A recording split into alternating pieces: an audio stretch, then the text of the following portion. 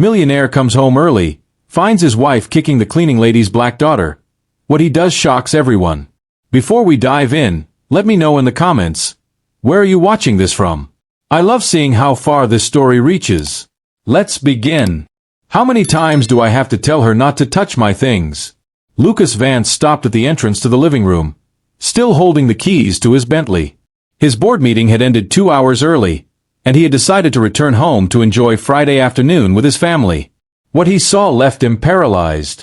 Elena, only 8 years old, was cowering in the corner of the room, tears streaming down her face as she held a broken vase. Blood trickled from a small cut on her knee. Talia, his wife of 3 years, stood over the girl with an expression of pure hatred Lucas had never seen before. "Do you know how much that vase cost, you little brat?" Talia pointed her manicured finger at the child's face. "More than her mother earns in a year cleaning this house." Lucas had known Elena since she was a little girl. Amara, his mother, had worked as a cleaner in the mansion for almost a decade, since before his first marriage. The girl had always been polite, intelligent, and curious. She sometimes came to work with her mother during school vacations, and Lucas always enjoyed her presence in the house. "Please, Mrs. Talia." Elena's small voice trembled. "I was just trying to help clean up. The vase slipped out of my hand when I heard the loud noise from the television." "Liar!" Talia raised her hand as if to slap his child. It was at that moment that something inside Lucas awakened. It wasn't just anger, it was crystal clear clarity about who the woman he had married really was. For 3 years, Talia had been the perfect wife in front of him and their guests. Polite, elegant, always saying the right words at social events. But now, thinking she was alone with a defenseless child, she was showing her true colors. "Talia!" Lucas's voice cut through the air like a knife. She turned quickly, her face instantly shifting from cruelty to a look of feigned surprise. "Lucas dear, I didn't hear you come in. This girl just broke the Ming vase that her mother gave us as a wedding gift." Lucas watched the scene with new eyes. Elena cowering, the cut on her knee, the girl's defensive posture, everything indicated that this was not an isolated accident. His executive meetings had taught her to read body language, and what she saw there was the fear of someone who had been through this before. "Elena," Lucas said softly, completely ignoring Talia. "Are you hurt?" The girl looked nervously between Lucas and Talia before nodding timidly. "Where is his mother?" "He went to the market to buy cleaning supplies for the kitchen," Elena replied in a voice that was almost inaudible. Lucas knelt down to the girl's height, keeping his distance so as not to scare her further. "How long has Mrs. Talia been talking to you like this when I'm not home?" The silence that followed was more revealing than any answer. Talia cleared her throat uncomfortably. "Lucas, you're overreacting. It was just an accident, and I was explaining to her that she needs to be more careful." But Lucas couldn't take his eyes off Elena. There was something in the girl's expression, a forced maturity, a caution that 8-year-olds shouldn't have. It was the look of someone who had learned to anticipate danger, to measure every move to avoid outbursts of anger. "Has she been harsh with him other times?" Lucas asked gently.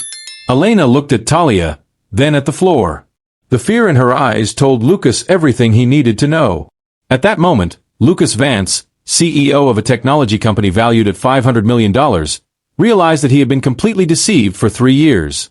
More importantly, he realized that a child had been suffering abuse in her own home while he was working to build an empire. The expression on Talia's face changed subtly when she noticed that Lucas was not accepting her version of events.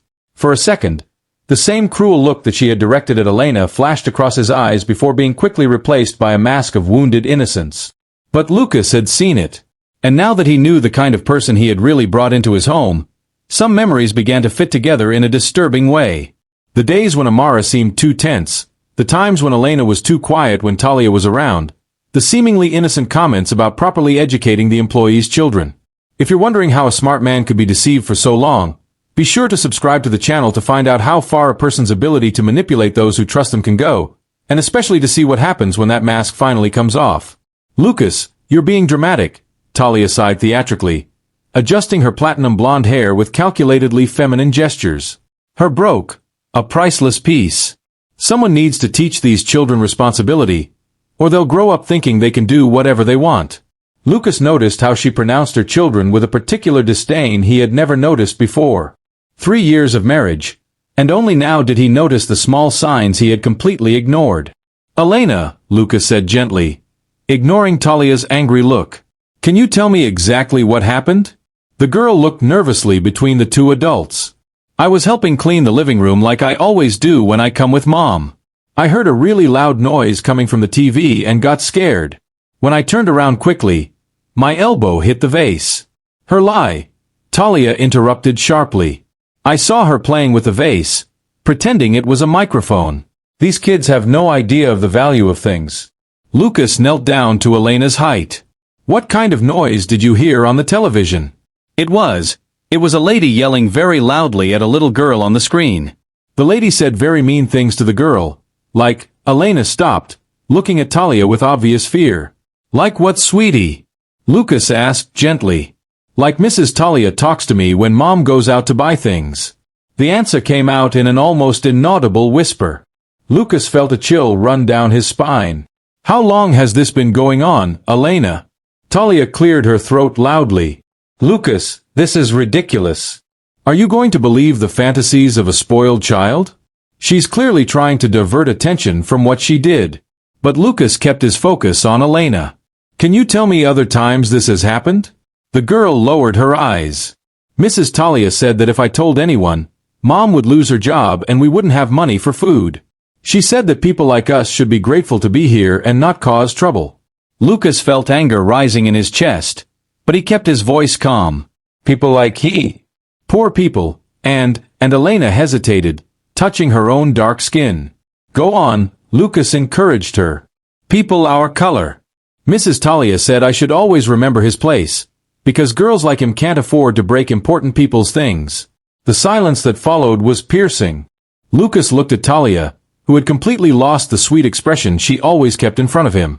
For a moment, her social mask fell completely, revealing something cold and calculating that made Lucas question whether he really knew the woman he had shared a bed with for 3 years. "This is a misunderstanding," Talia said quickly, noticing Lucas's piercing gaze. "I was just trying to teach her appropriate boundaries. Amara is an excellent employee, but sometimes she lacks supervision with her daughter." "Supervision," Lucas repeated slowly. At that moment, they heard the front door open. Amara had returned from the market. Lucas watched as Elena instantly stiffened, and as Talia quickly recomposed her expression into her usual sweet mask. "Lucas! Elena!" Amara called from the hallway. "Did something happen?" Amara entered the room carrying brown paper bags and immediately noticed the tension in the air. His eyes went straight to his daughter's bruised knee, then to the broken porcelain on the floor, and finally to Talia's icy expression. Lucas saw something in Amara he had never noticed before, the same controlled fear he saw in Elena's eyes. How had he been so blind for so long? "Amara," Talia said in a honeyed voice. "Her daughter had a little accident with the Ming vase. Fortunately, she wasn't seriously hurt, but we need to talk about proper supervision when she comes to work with you." Amara slowly lowered the bags. "Elena, are you okay, sweetheart?" "I'm fine, Mom," Elena replied automatically, but Lucas noticed how she avoided her mother's gaze. "Amara," Lucas said calmly, "can you take Elena to the kitchen? I need to bandage that wound. Talia and I will talk here." Amara nodded quickly, taking her daughter's hand. But before they left, Lucas saw the exchange of glances between mother and daughter, a silent communication that spoke of shared fear and long-held secrets. As soon as they were alone, Talia immediately changed tactics. "Lucas, dear, you're letting a simple situation become unnecessary drama. Children make up stories, especially when they want to avoid consequences." "Consequences?" Lucas crossed his arms. "What kind of consequences has he been enforcing in my absence?" "Basic discipline," Talia replied, her voice losing some of its artificial sweetness. "Someone needs to teach this girl about respect and responsibility. Amara is too permissive." "And you felt it was her responsibility to do that?" Talia looked at him as if he were a child asking an obvious question. "Lucas, I am the lady of this house. It is her duty to maintain order and proper standards, especially with the children of the servants." The way she said employees' children revealed a social hierarchy that Lucas had never realized she maintained. He began to wonder how many other things he had missed in the last 3 years. "What proper standards?" he asked. respect for property, knowledge of appropriate social boundaries, gratitude for the generosity they receive by being allowed here. Talia gestured around the mansion as if it were obvious. Lucas felt a disturbing clarity settling in. Talia, Elena is 8 years old. Exactly the right age to learn about social hierarchies. If he learns young, he will be an adult better adjusted to the realities of the world. Realities? Lucas could hardly believe what he was hearing. Lucas, be realistic. Talia sighed impatiently. Amara is a cleaning lady. Elena will probably follow the same path. It's cruel to give unrealistic hopes to people in certain social positions. I'm just preparing her for real life. It was at that moment that Lucas realized he hadn't married Talia. He had married a carefully constructed performance. The woman standing before him now, talking about social hierarchies and appropriate positions for an 8-year-old, was a complete stranger. What if I disagree with her approach? He asked. Talia laughed, a cold sound Lucas had never heard before. Lucas, you work 14 hours a day building your empire. Do you really think you have the time or knowledge to question how I run our home? Lucas studied his wife's face. Our home? Well, I've been managing all domestic aspects for 3 years. I hire employees, fire them when necessary, set rules and standards. You never cared about these details before. For the first time, Lucas wondered how many employees Talia had fired when necessary, and for what reasons. How many families had been harmed by her negligence in properly supervising his own home? Maybe it's time I cared more, he said simply. Talia studied him for a moment, and Lucas saw something calculating in her eyes. Of course, dear. But you know how these situations can be complicated. Amara is a loyal employee, but if she starts causing problems or teaching her daughter to be disrespectful, well, there are a lot of people who need work these days. The threat was subtle but clear. Lucas realized he was looking at a woman who used fear and economic insecurity as tools of control. From the kitchen came low voices, Amara treating Elena's injury while they talked in whispers. Lucas wondered how many similar conversations had taken place over the past 3 years. How many physical and emotional wounds had been treated in silence. Talia, he said slowly. I think you and he need to rethink some things about how this house works. She studied him with new eyes, realizing that something had irrevocably changed in the dynamic between them. Lucas, I hope you're not thinking of making rash decisions based on a child's dramatizations. But Lucas was no longer listening to his words. He was watching her micro-expressions, the way he chose each word, how he tested the ground to see how far he could push. It was like watching a strategist in action, and he wondered how long he had been manipulated without realizing it. For 3 years, while he was building his company and accumulating wealth, an 8-year-old child had been systematically broken in her own home. And the woman responsible for this was now calculating how to get around her discovery, completely underestimating her ability to react. What Talia didn't know was that Lucas Vance hadn't become a millionaire at 35 by being passive or naive. And she was about to discover that some storms, once awakened, sweep everything in their path. In the kitchen, Lucas found Amara carefully cleaning Elena's cut knee with a gentleness that contrasted sharply with the emotional brutality the girl had suffered minutes before. The conversation between mother and daughter took place in whispers laden with fear and resignation. Amara, Lucas said softly, making them both jump. Can we talk? Amara visibly stiffened. 28 years of cleaning the homes of wealthy families had taught her that conversations like this rarely ended well for people like her. Of course, Mr. Lucas. If I've done something wrong. You haven't done anything wrong, Lucas interrupted her.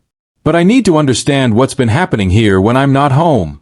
Elena grabbed her mother's hand, his large eyes fixed on Lucas's face. Amara looked nervously toward the room where Talia remained, clearly calculating the risks of telling the truth versus the danger of lying. Mrs. Talia. Her has specific ways of keeping order in the house, Amara said carefully, choosing each word as if walking through a minefield. What kind of ways? Amara exchanged a glance with Elena. It was the girl who spoke, her voice small but determined. Mr. Lucas, can I tell you the truth? Even if Mrs. Talia gets very angry. Lucas knelt down to Elena's height. You can always tell the truth.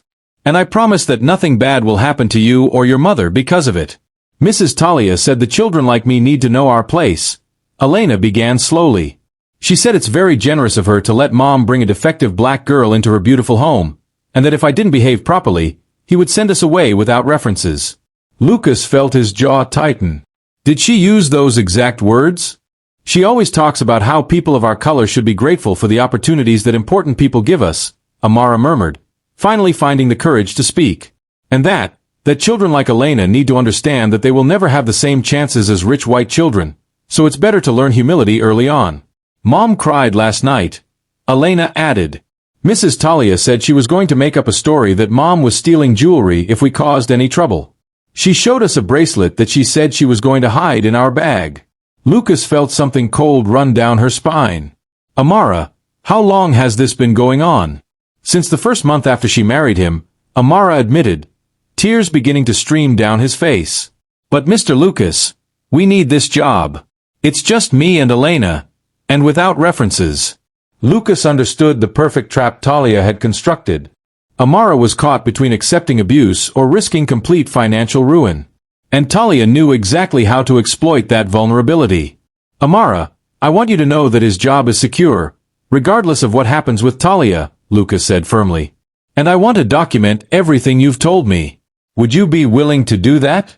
Before Amara could respond, Talia's voice echoed from the living room. Lucas, honey, where are you? We need to resolve this situation quickly. I have a social engagement in an hour.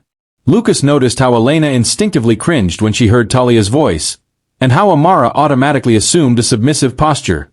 3 years of psychological conditioning had turned her home into a prison for this family. Stay here, Lucas said. I'm going to get something from my office, and then we'll talk again. In his office, Lucas opened his laptop and began typing rapidly. As CEO, he had dealt with multiple cases of harassment and discrimination at his company, and he knew exactly what kind of documentation would be necessary. But first, he needed professional help. He called Diana Rodriguez, a civil rights lawyer he had met at networking events. It was Friday at 5 p.m., but Diana answered on the second ring. Lucas, what a surprise. How can I help? Diana, I need her help with something very serious. It involves psychological and racial abuse against an 8-year-old child. In my own home. The line went silent for a moment. I'm listening. Lucas quickly explained the situation. Diana listened without interruption, asking specific questions that demonstrated her experience with similar cases. Lucas, legally, you are in a strong position to protect Amara and Elena. But emotionally, the damage has already been done. We need to act quickly and comprehensively, Diana said. Can I be there in 40 minutes? That should be possible. And Lucas, record everything. Every conversation with Talia from now on. Her behavior pattern suggests that she will escalate when he feels threatened. While waiting for Diana, Lucas returned to the kitchen. Amara and Elena were sitting together, talking in whispers. When she saw him, Amara quickly stood up. Mr. Lucas, on second thought, maybe it's better not to get involved in this situation. Mrs. Talia is right about some things. People like us should be grateful. Amara, Lucas interrupted her gently. No one, regardless of color or social class, deserves to be treated the way Talia has treated you. And especially not a child. Elena looked at him with eyes too wise for her age. Mr. Lucas, can we trust him? Really? The question cut deep. This 8-year-old was questioning whether a grown-up would keep his promises, something that should never be a concern for someone so young. You can trust him, Elena. And I'll prove it to you. At that moment, they heard Talia talking on the phone in the living room, her voice thick with irritation.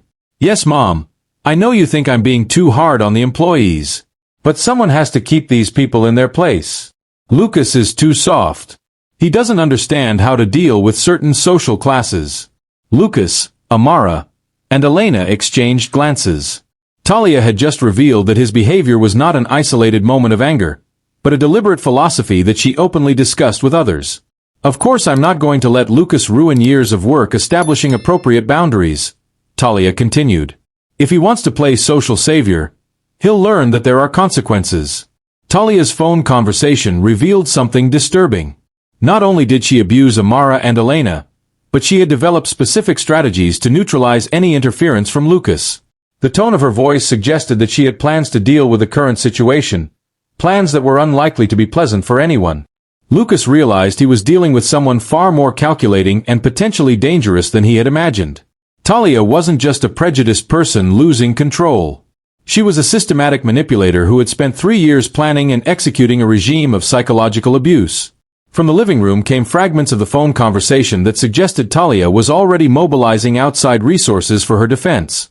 And from the confident tone of her voice, she clearly believed it would be easy to neutralize any threat Lucas posed. What she didn't know was that Lucas Vance had built a $500 million empire by not being naive about human nature. And when she finally decided to act against an injustice, his response was always meticulously planned and devastatingly effective. While Talia plotted on the other side of the house, Lucas quietly documented every word, preparing a counteroffensive that she/her would never see coming. Because some battles are not won with shouting or direct confrontation. They are won with intelligence, resources, and a precise understanding of how power really works in the real world. 20 minutes later, when Diana arrived with 2 private investigators and professional recording equipment, Talia was still on the phone organizing what clearly appeared to be a smear campaign against Lucas. Her voice echoed through the house with a confidence that was about to turn into a nightmare. "If Lucas tries to cause me trouble over this ridiculous situation with the employees, we'll activate Plan B," Talia laughed as she spoke. 3 years of documenting her outbursts of anger and emotional instability will yield a nice alimony settlement. Lucas signaled to Diana, who immediately began recording. Amara and Elena remained in the kitchen, but could hear every word through the internal intercom that Lucas had discreetly activated. "Of course I made up some situations to provoke reactions of his," Talia continued. "Rich men are so predictable when they feel challenged. And now with this whole story of defending the black maid and her little girl, I can paint him as unstable and unfit to manage her own fortune." Diana raised her eyebrows, whispering to Lucas, "She's confessing to conspiracy to commit matrimonial fraud. Keep recording." But the best was yet to come. Talia, completely absorbed in her phone conversation, didn't notice when Lucas approached the room with a tablet in his hands, streaming the conversation live to his professional LinkedIn profile, where he had over 50,000 contacts in the business world. "The funniest part is that I managed to make the black girl fear me so much that she wouldn't even dream of telling anyone," Talia laughed. "Kids from that social class are so easy to intimidate. Just threaten the family's financial stability and she becomes completely submissive." The number of views on the live stream had already exceeded 1,000 people, including several CEOs and business leaders Lucas knew personally. Comments began to appear in real time, expressions of shock and outrage. "Lucas will learn that there are consequences for interfering with my methods of household management," Talia continued, now clearly lost in her fantasy of control. "And if he insists on defending these people, I will make sure that the entire social elite knows what kind of man he really is, someone who puts employees above his own wife." It was at that moment that Lucas entered the room, still holding the tablet. "Talia dear, you have an audience." She turned, the phone still to her ear, and her face instantly paled at the sight of the device in his hands and the growing number of views on the screen. 3,200 people just heard her philosophy on domestic management, Lucas said calmly, including the board of directors of the Hamilton Charitable Foundation, where she's been volunteering for 2 years. The phone slipped from Talia's hands, falling to the marble floor with a crash. Her mother was still shouting on the other end of the line, "Talia? Talia, what's going on?" Diana approached, showing her ID. "Talia Ashford. Yes, we know his real name. He's being formally notified of an investigation into psychological abuse, intimidation based on racial discrimination, and conspiracy to commit matrimonial fraud." "This is a misunderstanding," Talia stammered, trying to regain her composure. "You're taking his words out of context." "Context?" Lucas laughed bitterly. "Talia, you just explained live to thousands of people how psychologically tortured an 8-year-old child for 3 years, using his skin color and economic situation as tools of intimidation." At that moment, Amara entered the room, holding Elena by the hand. The girl looked directly at Talia, and for the first time in 3 years, there was no fear in her eyes. "Ms. Talia," Elena said in a surprisingly firm voice, "Mr. Lucas taught me that people who hurt children are called bullies, and that bullies are only strong when no one is watching." Talia tried one last gambit. "Lucas, are you going to destroy our life because of one employee? Think about what you're doing." "I am thinking, Talia. I am thinking that for 3 years you have built a regime of psychological terror in my own home, using a child as your victim." Lucas approached her, her voice controlled but relentless. "I am thinking that you have seriously underestimated both my ability to discover the truth and the consequences of your actions." The tablet now showed over 7,000 views, and the notifications kept coming.